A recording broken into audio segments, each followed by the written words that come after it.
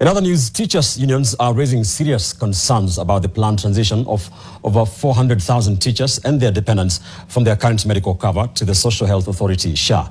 The Kenya Union of Post-Primary Education Teachers, KUPPET, says the government's plan to make the transition by December 1st this year is unrealistic and could compromise healthcare for educators across the country. Teachers and their union leaders met President William Ruto last week to discuss, among other issues, concerns about the comprehensive medical cover. According to the Secretary General of the Kenya Union of Post-Primary Education Teachers, Akelo Misori, the teachers' medical allowance, which was converted to comprehensive cover in 2015, has grown from 6 billion to 20 billion shillings as teachers' numbers have increased. The teachers' cover is so big because the number of members alone without their dependents is over 400,000.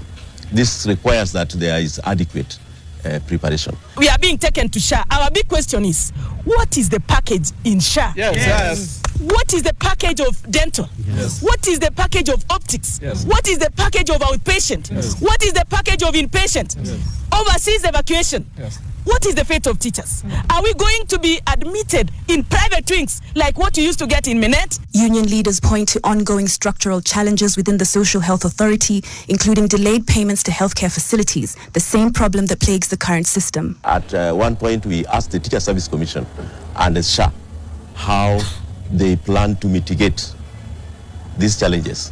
How sure are we that with the teething problems which are already evident in SHA will be surmounted by the transition? Misori questions whether SHA has developed adequate platforms to handle pre-authorization processes for such a large membership. We realized that the SHA were operating with less than 1,000 facilities, and we were being told that the SHA itself was operating with over 9,000 facilities. And you know, these facilities mostly are those facilities which are at the county level. They are being run by counties, and we know how county referrals operate and how they are under serviced. They do not have sufficient infrastructure or sufficient number of specialists to address the issues of health of the teachers.